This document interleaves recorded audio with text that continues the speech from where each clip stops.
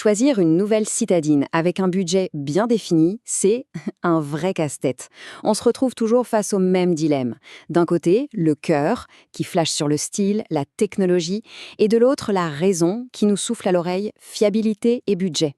Aujourd'hui, on va décortiquer ce choix cornélien avec un cas d'école très concret. Franchement, qui n'a jamais vécu ça? C'est le moment de changer de voiture, le budget est là, mais voilà, le nombre d'options est juste immense. Et chaque choix, c'est un compromis. C'est à la fois super excitant et une sacrée source de stress. Alors, notre histoire, elle commence sur Reddit. On a un utilisateur qui est en plein dans ce fameux dilemme. On va suivre son raisonnement, voir comment il essaie de jongler entre ses envies et ce que le marché propose vraiment. Voilà, la mission est posée, noir sur blanc. Le but du jeu, il est super clair. Il veut le meilleur des deux mondes. D'un côté, la praticité d'une petite voiture qui ne consomme rien, et de l'autre, tout le confort et la sécurité des technologies modernes. Facile à dire. Donc, pour résumer le contexte, nouveau job, nouvelle voiture. Budget max, 22 000 euros. Et après un premier tri, il reste 3 finalistes sur le ring, la Peugeot 208, la Mazda 2 et la Hyundai i20. Que le combat commence. Allez, on entre dans le vif du sujet. On va les mettre face à face et voir comment chacune répond, ou pas, aux attentes de notre acheteur. Et visuellement, déjà, on a deux écoles. À gauche, la Peugeot 208 tout en séduction, avec un design vraiment audacieux.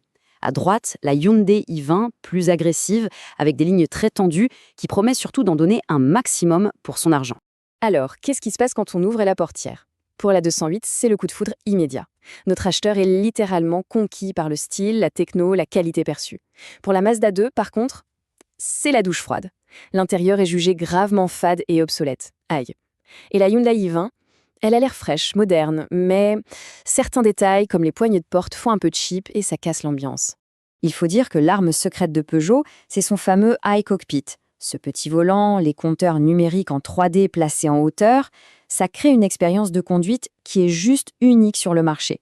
C'est un argument de poids qui met KO la concurrence sur ce point précis. Mais, car il y a un mais, l'amour du style se heurte rapidement au mur de la mécanique. Pour la 208, une grosse angoisse pointe le bout de son nez, la fiabilité de son moteur PureTech et de cette fameuse courroie de distribution. Tout l'inverse de la Mazda 2, qui est réputée hyper fiable avec son moteur atmosphérique plus simple et qui en plus offre apparemment le meilleur agrément de conduite du lot. La Hyundai i20, elle, se place un peu au milieu. C'est le choix de la raison, sans gros défauts, mais qui manque peut-être un peu de piment. Bon, ça c'était les impressions personnelles. Maintenant, voyons ce qu'en dit l'intelligence collective, la fameuse sagesse des foules. Direction les commentaires Reddit. Et là, la réponse est immédiate et massive. Mazda all day. C'est clair, net et précis. Pour la communauté, c'est le choix de la tranquillité, la championne de la fiabilité. Point final. Quand on parle de la Peugeot, par contre, le ton change, du tout au tout. L'avertissement est direct, presque brutal, et vite. Et on le renvoie directement vers Google pour vérifier les problèmes moteurs. La réputation du 1.2 PureTech, visiblement, fait très mal. Le mot est lâché, gouffre financier. La crainte est donc bien réelle. Au-delà du design, c'est le risque pour le portefeuille qui est mis en avant par la communauté, et c'est un argument qui pèse très, très lourd. Le message est donc limpide. Pour les internautes, le débat est quasi clos. La raison, incarnée par la Mazda, gagne haut la main contre le coup de cœur pour la Peugeot. Et la Hyundai? Eh bien, elle est souvent vue comme l'alternative maligne, mais elle ne déchaîne pas les passions, ni dans un sens, ni dans l'autre. D'accord. Les opinions, c'est une chose. Mais est-ce que les faits, les données techniques, confirment ce jugement? Allons vérifier ça de plus près. Et voilà, on est au cœur du problème. Le 1.2 PureTech de Peugeot utilise une courroie de distribution dite humide, qui baigne dans l'huile et qui est connue pour se dégrader trop vite. En face, le moteur Hyundai a une chaîne de distribution. Une chaîne, c'est conçu pour durer toute la vie du moteur. C'est juste beaucoup plus rassurant. Par contre, si la mécanique de la Peugeot inquiète, c'est sur la technologie qu'elle revient en force. Son pack safety de série est hyper complet. Freinage d'urgence auto, aide au maintien dans la voie, lecture des panneaux. De ce côté-là, elle est vraiment au top. Mais attention, la Hyundai ne se laisse absolument pas distancer. Son pack SmartSense est tout aussi impressionnant et même plus complet sur certains points, avec la détection des piétons et des cyclistes, la surveillance des angles morts. C'est là que son rapport prix-équipement devient vraiment imbattable. Allez, un dernier chiffre pour la route, et pas des moindres, le volume du coffre. Alors, qui gagne sur la praticité? La 208? La i20?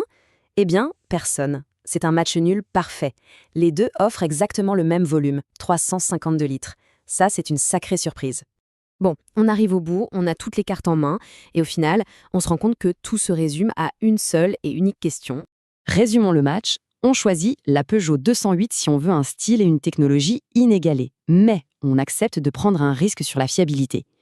On prend la Mazda 2 pour sa réputation en béton et son plaisir de conduite, mais on fait une croix sur un intérieur moderne. Et enfin, on opte pour la Hyundai i20 si on cherche avant tout le meilleur rapport équipement-prix, quitte à avoir une voiture avec un peu moins de cachet. La décision finale, en fait, elle n'appartient qu'à l'acheteur. Tout dépend de ce qui compte le plus à ses yeux. Le look avant tout, la tranquillité d'esprit sur le long terme, ou la certitude d'avoir fait la meilleure affaire possible. C'est la question à se poser avant de signer le chèque.